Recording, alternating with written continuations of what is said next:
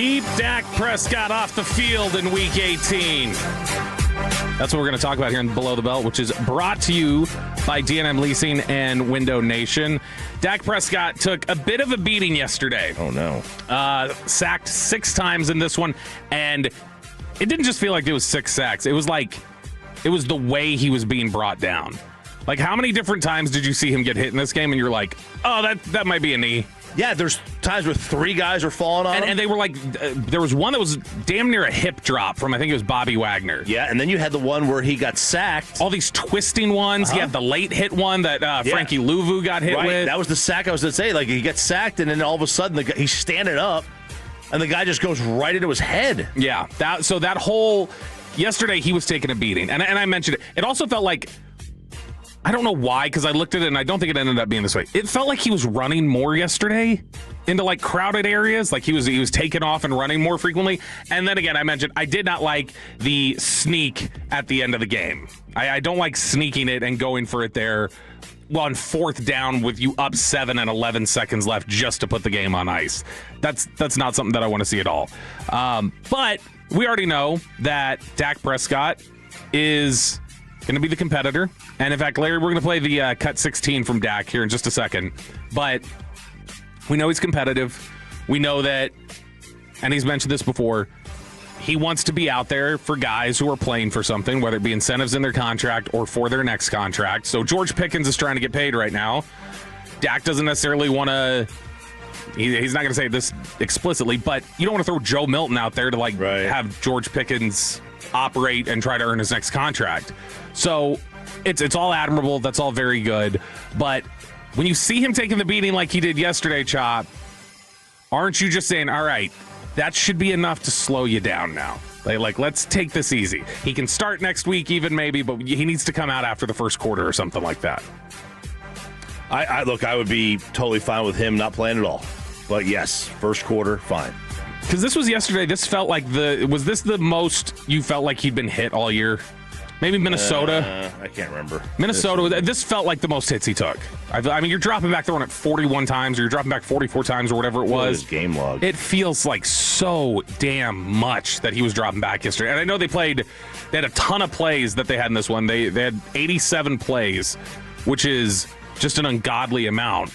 But this still felt like an unnecessary amount of opportunities that they were trying to take and trying to drag this game out. He ran the ball 4 times yesterday, dropped back 37, and had 6 sacks in there. So just a ton of times that he was back there dropping back and, leaving himself susceptible to being hit. Since the start of November,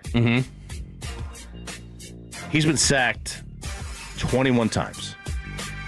21 times. And that is 1, 2, 3, 4, 5, 6, 7, and 8 games. And that's including not getting sacked at all on Thanksgiving against Kansas City. So it's really 21 times over a 7-game stretch. Is that 3 a game, I believe, math majors? Nope. Out of 11 drives yesterday, the 11 longest drives in terms of number of plays between both teams yesterday, Dallas had 8 of them. 8 of their 9 drives went for 6 plays or more. And 6 of Washington's 9 drives went for 5 or fewer. It was a completely dominant effort in terms of possession and leaving Dak susceptible. But Dak Prescott did talk after the game. This is Dak 16, Larry. Dak Prescott, you still want to get out there and play next week? Yeah, I'll make it. I'll have some fight back. Again, it depends on how it comes. What's the purpose? What's the reason? Obviously, I understand being approached about it, but what I was telling Clarence and the rest of the group was the conversations we've already had about are for me to play, and with the season being where it is, trying to make sure we finish at 8-1. That's important. That's important to me. A lot of pride in that, and so I want to go out there and I want to win, most importantly. And me starting, I feel like gives us the best chance, obviously, and want to play. But Let who it cares? Out. Let it out, Chop. Who cares? Who cares if it gives you the best chance to win? Because he just said 8-8, getting to 500 is important to him. Yeah, but you got to lose. You got to stay. Here's what you don't want. Because of the win here, and because of the Lions' loss, if Minnesota loses to Green Bay this week, and Detroit loses to Chicago, and you beat the Giants, you're ahead of them, which means you're now picking behind them. And those are two teams that destroyed you this year. Destroyed you. Yeah. You're not as good as either team.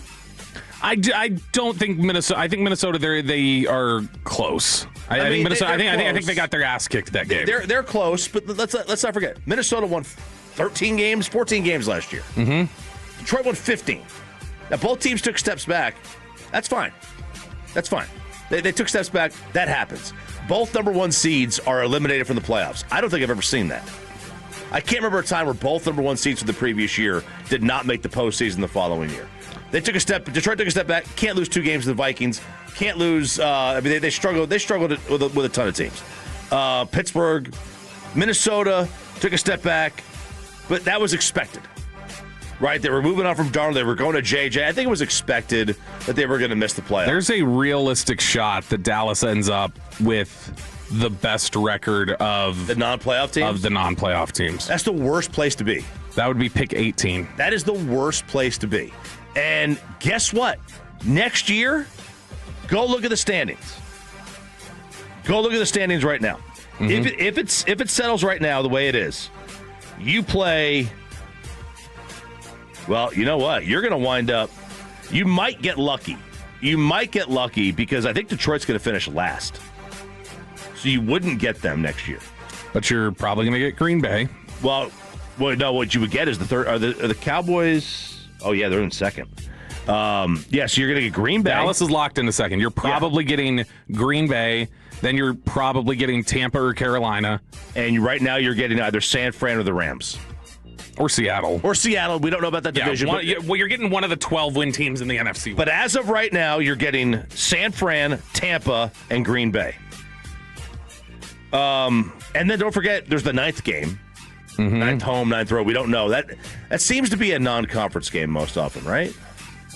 Yes. Typically, for the Cowboys, it has been. So they played... This year, they had the AFC West. They had the AFC North last year. So next year, it's the AFC South that they're going to get. And it's division. So they're going to get Jacksonville, Houston, Indy, and Tennessee next year.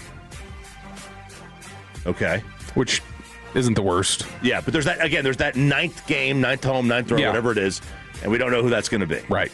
So it all depends on the schedule, but I mean, here it is. It's tough. Yeah, and look, I mean, so there is where they're at now is not an optimal place to be in terms of like jockeying for position to where it's like, yeah, you very well could end up with the 18th pick. They were at 13 yesterday. With the victory, they moved up to 15. So they moved, but it's not super dire. Where they stand right now, Green Bay picks 21st. So if the NFL season ended today, they would have 15 and 21. And then they would not pick again until the 4th round. Oh, no.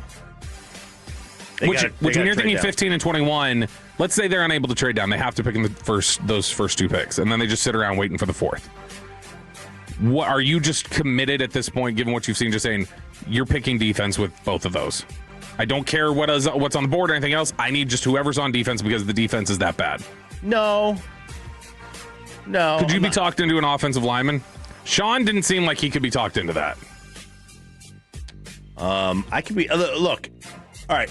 Let's say there's a CeeDee Lamb situation where the top receiver on your board drops to 15 or to 21. I'm okay with that. I'm not. If I'm re-signing George Pickens, I'm not. Well, that's what I'm saying. Like, because I also have to think about cap. Yeah. Right, so but by then I'm sure they would have signed an extension or not. I would guess by the time the draft rolls around. Probably. So yeah, I wouldn't necessarily love to do that, but there comes a point where the value is just too good.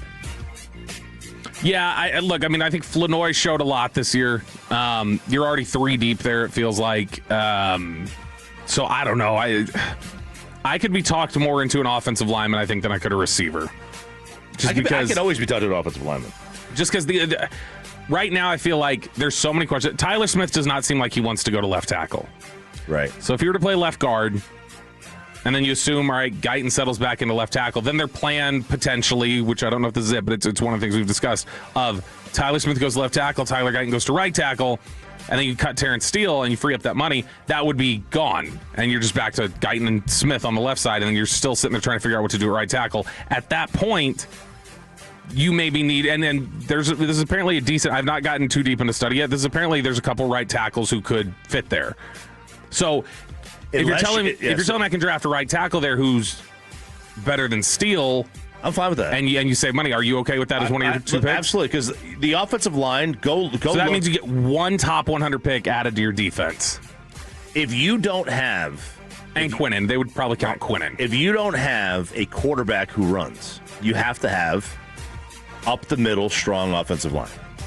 Yeah. Right? It doesn't matter how fast you get rid of the ball. Dak gets rid of the ball quick. Offensive line problems.